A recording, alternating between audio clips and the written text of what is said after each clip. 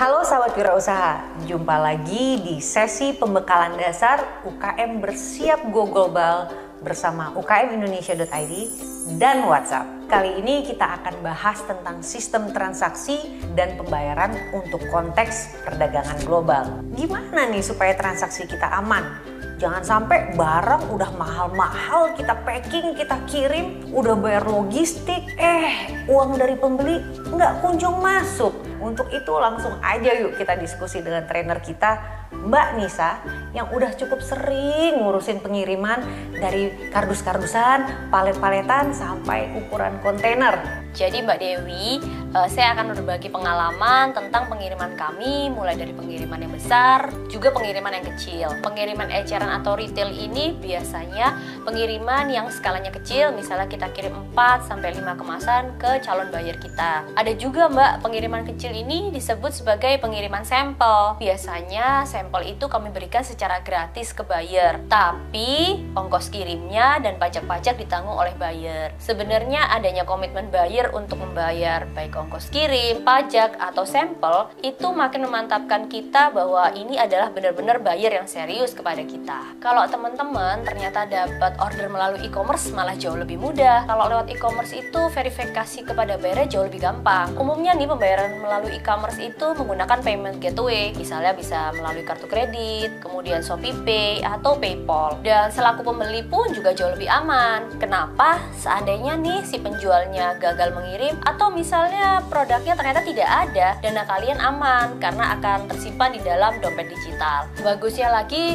teman-teman nggak perlu lagi bikin kontrak perjanjian karena dengan mudah diakomodir oleh platform e-commerce tersebut. Beda ceritanya nih, kalau kalian mendapatkan deal di luar dari platform e-commerce. Misal nih ya teman-teman ada order melalui phone, lebih baik dilanjutkan melalui email atau melalui WhatsApp ya. Pastikan beberapa kesepakatan sebelum melakukan transaksi ya. Yang pertama, apakah ini sebenarnya hanya produk sampel ataukah ini sebenarnya consignment atau titip jual, atau ini sebenarnya harga khusus atau spesial promosi dari kalian. Jadi yang kedua, harganya gimana? Kalau misalnya konsinyasi atau consignment atau titip jual, harga ecerannya berapa yang kita mau? Dan pastikan juga komisi dari buyer kita. Yang ketiga, pastikan ongkos kirim, biaya pajak, siapa yang menanggung? Yang keempat, kalau kalian dibeli putus, pastikan ya pembayarannya kapan dilakukan. Misal terjadi down payment, kapan harus diberikan? Yang kelima, kalau misalnya konsinyasi atau consignment, pastikan kalian mendapat laporan penjualan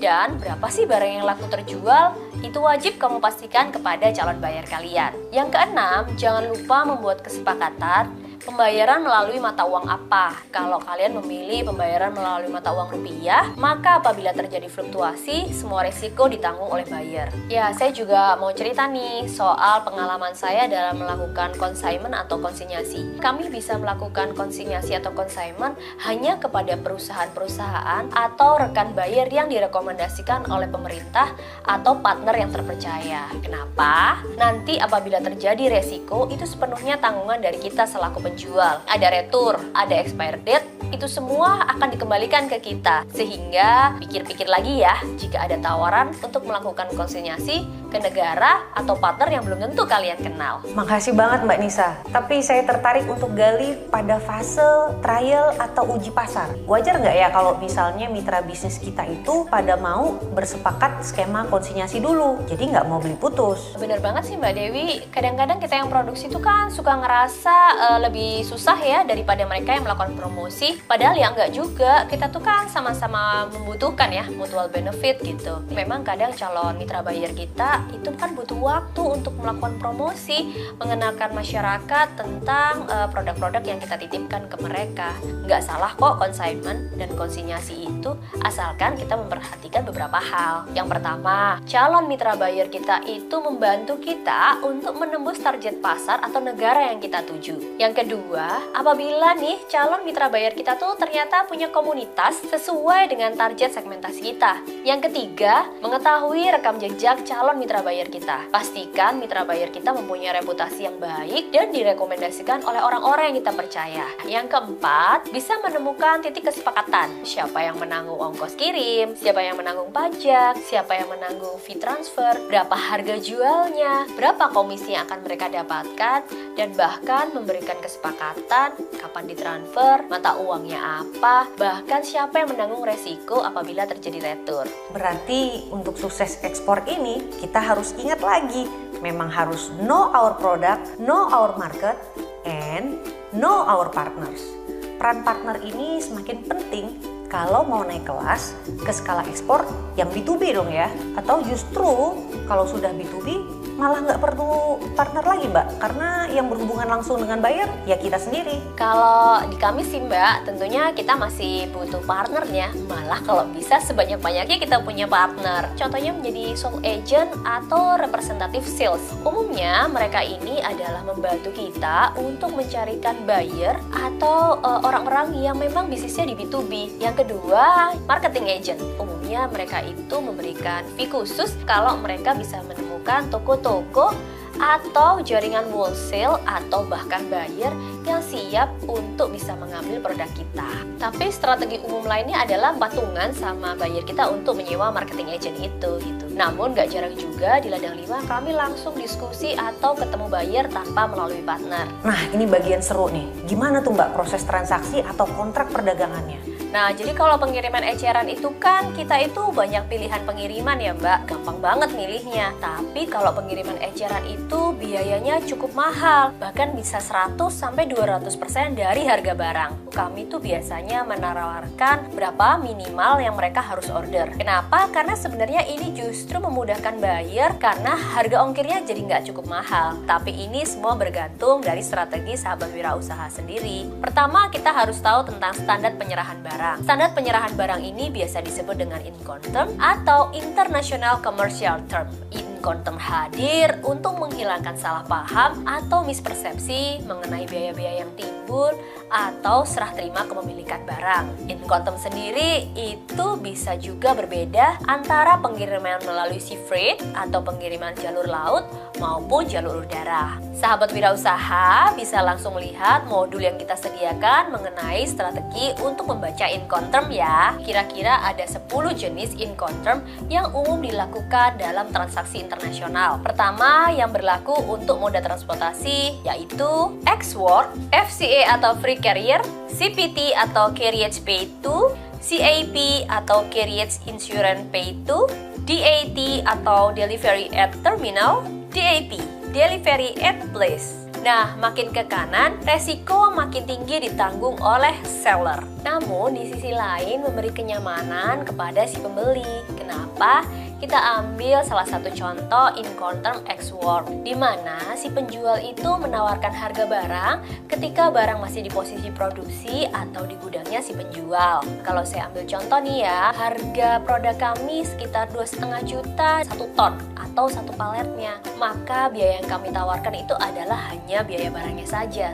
Sehingga biaya angkut, biaya ongkos kirim, bahkan biaya sampai naik ke atas kontainer itu adalah sepenuhnya dari tanggung jawab oleh si buyer atau pembelinya. Nah, kalau kesepakatannya DAP, harga yang ditawarkan harus meliputi handling fee misalnya, local charge, biaya angkut, biaya kirim, bahkan biaya angkut ketika sampai di portnya buyer hingga sampai delivery ke tempatnya buyer. Makanya kadang-kadang kita butuh mitra bisnis sehingga dia bisa bantuin tuh untuk menyiapkan dokumen logistik sampai barang diterima oleh buyer. Dalam komunikasi terkait perjanjian perdagangan, kita sudah bisa melakukan dealing, anggaplah dalam 1 ton setara dengan 2,5 million per ton dengan sistem EXW atau Ex-Work. Tapi umumnya saya sudah memberikan rate dolar dari harga dolar selama 6 bulan terakhir. Dolar sepanjang 2021 itu nilai awal-awal tahunnya sekitar 14.000.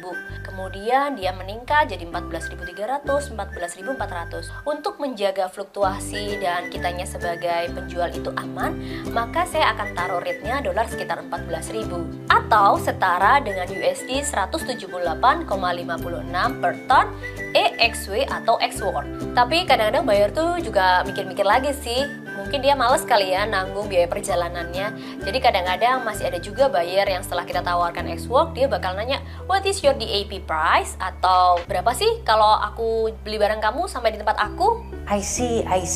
Kalau pengalaman Ladang 5 sendiri, lebih sering transaksi dengan Incoterm yang mana Mbak Nisa? Nah, kalau kami itu banyaknya melakukan pengiriman melalui laut karena kebetulan shelf life kami atau expiry date kami cukup panjang. Nah, untuk pengiriman laut ada Incoterm sendiri. Yang pertama, FAS atau Free Alongside Ship. Yang kedua ada FOB atau Free On Board. Yang ketiga ada CFR atau Cost and Freight. Yang keempat ada CIF, Cost, Insurance, and Freight. Kalau FAS itu tugas kita sebagai seller atau eksportir mengirimkan barang sampai aman di sisi kapal forwardernya. Tapi kalau freight on board itu tugas dan tanggung jawab kita sebagai eksportir mengamankan barang hingga sampai barang di atas kapal. Sedangkan CFR itu dimana kita sebagai eksportir bertanggung jawab juga terhadap biaya-biaya sampai barang tiba di pelabuhannya buyer kita. Nah, kalau CIF kita tidak hanya menanggung biaya barang sampai di pelabuhan tujuannya si buyer, tapi kita juga menanggung biaya-biaya asuransi yang terkandung di dalam nilai barang kita. Nah, Ladang 5 sendiri sih lebih banyak memilih FOB ya. Itu jauh lebih aman untuk kedua belah pihak. Biasanya kami bertanggung jawab mengirimkan barang hingga sampai di atas kapal. Wah, menarik ya. Karena pembeli mungkin ada yang nggak mau ribet dan nggak mau ambil resiko fluktuasi nilai tukar ya Mbak Nisa. Pertanyaannya, kalau sudah punya rekening falas ini, apakah artinya Ladang 5 selalu bertransaksi dengan rujukan nilai dalam mata uang asing? Atau gimana Mbak ketika memberikan harga penawaran? Umumnya saya itu suka menawarkan dengan harga barang melalui dolar. Kenapa? Karena itu akan memudahkan para buyer sih untuk menilai harga barang kita sesuai dengan market yang mereka tuju. Selain itu, punya rekening dolar atau rekening falas itu memberikan kenyamanan tersendiri. Karena apabila arus kasnya lagi baik atau kursnya lagi kurang menarik, maka kita bisa tahan dulu nih kapan kurs yang baik untuk kita bisa nukarkan itu dolar menuju ke rupiah. Balik lagi, bagaimana menentukan strategi pembayaran melalui FOB atau Free On Board? Kalau di Ladang 5, harga pokok produksi atau harga barangnya ditambahkan biaya logistik. Biaya logistiknya apa? Ya tentunya biaya forwarding. Misalnya satu kontainer, biaya tarik kapal. Kemudian local charge. Local charge itu apa? Biaya dokumen-dokumen yang terjadi di Indonesia. Ada biaya kuli angkut misalnya, bahkan biaya sewa gudang apabila itu dibutuhkan. Nah, saya ambil contoh nih, kalau misalnya kita ada order sekitar satu kontainer, itu semacam setara 1000 karton. Dalam satu karton berisi 24 pack, sehingga kita akan mengirim sekitar 24.000 pack. Nah, anggap saja ya, HPP-nya tuh sekitar 10.000. Maka, untuk biaya-biaya sampai barang di atas kapal, biasanya kami akan melakukan add-on sekitar 7-10%, atau setara dengan 700 hingga 1.000 rupiah. Maka, biaya yang kita tawarkan sampai barang di atas kapal sekitar 10.700 atau 11.000. Karena FOB, saya juga menanggung biaya-biaya berikut. Biaya pengepakan, jasa transportasi, biaya dokumen ekspor, biaya asuransi, biaya bongkar muat hingga kontainer masuk ke forwarder, dan biaya-biaya lainnya. Setelah ditotal, misalnya saja biaya satu kontainer itu bisa sekitar 54.000. Maka ketika dibagi 24.000, ya nilainya bisa sekitar 2,4,5 atau 2,5 gitu deh. Jadi itu biaya yang kita tawarkan per packnya ke buyer. Wah, mantap sekali nih Mbak Nisa. Saya penasaran nih. Ada yang bercerita bahwa mereka mendapatkan penawaran-penawaran ekspor yang sifatnya white label atau nggak mau pakai brand kita, melainkan harus dikemas ulang dengan brandnya si pembeli gitu. Nah, gimana nih pengalaman Ladang 5 terkait hal ini? Jadi awal-awal sih waktu kita melakukan ekspor, karena kita pebisnis pemula, kita butuh masuknya omset atau profit. Mau nggak mau ya kita buka. Contohnya ya, buat yang belum tahu white label itu apa, jadi kita akan melakukan pengiriman dengan menggunakan brand atau kemasan dari calon buyer kita. Tapi white label itu bisa dilakukan apabila kita sendiri punya beberapa syarat. Saya beri contohnya ya. Yang pertama, White label itu bisa dilakukan apabila kalian punya kapasitas. Kalau kalian punya kapasitas, maka nggak apa-apa sih kita offering ke buyer untuk bisa menggunakan label mereka sendiri. Yang kedua, buyernya membeli bahan baku, misalnya barang-barang mentah seperti tepung singkongnya, pastanya. Nah, itu kami akan terbuka untuk mereka bisa melakukan white label sendiri. Tapi sampai saat ini, untuk produk-produk yang ready to consume seperti cookies, itu belum kami buka untuk bisa menggunakan white label sendiri. Yang ketiga adalah harganya cukup signifikan. Harganya nggak jauh lebih murah ketika kita menggunakan label atau brand kita sendiri. Apalagi kalau harga yang kita tawarkan lebih tinggi dari harga lokal yang kita lakukan selama ini. Oh, begitu toh kebijakannya. Terakhir nih Mbak, pada Incoterm FOB ini, stuffing alias proses memasukkan barang ke kontainer sampai memastikan barang terangkut dengan baik dan lengkap adalah menjadi bagian tanggung jawab Ladang 5 selaku eksportir. Nah, pada tahapan tersebut, kapan sih Mbak kita bisa terima pembayarannya? Kami sih selalu proses apabila dana DP atau down payment-nya sudah masuk ya Mbak. Setelah itu kita melakukan produksi, pengemasan, menyiapkan barang, melengkapi dokumen, hingga barang naik di atas kapal. Kemudian kami akan meluncurkan atau merilis bill of lading. Apalagi tuh Mbak dokumen bill of lading? Jadi bill of lading itu surat tanda muat barang di atas kapal. BL ini semacam bukti kepemilikan barang atau bisa disebut sebagai kontrak atas adanya transaksi, dan juga bukti telah dilakukannya pengiriman oleh pihak perusahaan forwarding. Pada dokumen BL ini didokumentasikan beberapa hal. Yang pertama, nama pengirim. Yang kedua, nama kapal. Yang ketiga, data muatan barang. Yang keempat, nama pelabuhan muat. Yang kelima, nama pelabuhan bongkar. Ya, kalau BL sudah disahkan oleh pihak forwarding, maka konsignee sudah sah bahwa barang itu sudah dimiliki oleh mereka. Kita selaku shipper atau penjualnya akan mendapat kopian dari BL tersebut. Sebelum BL saya kirim, biasanya nih Mbak, kita kirimkan invoice pelunasan. Nah, bill of lading ini akan kami berikan ke buyer setelah dia melakukan pelunasan. Untuk menjamin kelancaran transfer, jangan lupa teman-teman selalu pastikan kode bank atau Swift code yang biasanya terjadi atau dibutuhkan sama bank untuk transaksi internasional. Wah, terima kasih Mbak Nisa sharingnya. Sesuatu banget deh ini. Gimana nih Mbak Nisa? Apakah masih ada hal penting lain nih yang sahabat wirausaha harus pahami? Kalau untuk pembekalan global Mbak Dewi, saya rasa sahabat wirausaha juga perlu memastikan bagaimana kepuasan dari pelanggan kita, sehingga akan terjadi transaksi berulang atau repeat order yang makin tinggi. Ah iya, repeat order inilah yang sejatinya kita harapkan setelah pengiriman pertama terjadi ya. Nah sahabat wirausaha pasti penasaran deh nih untuk tahu gimana tips dan triknya untuk maksimalkan repeat order. Untuk itu, simak semangat video pembelajaran berikutnya.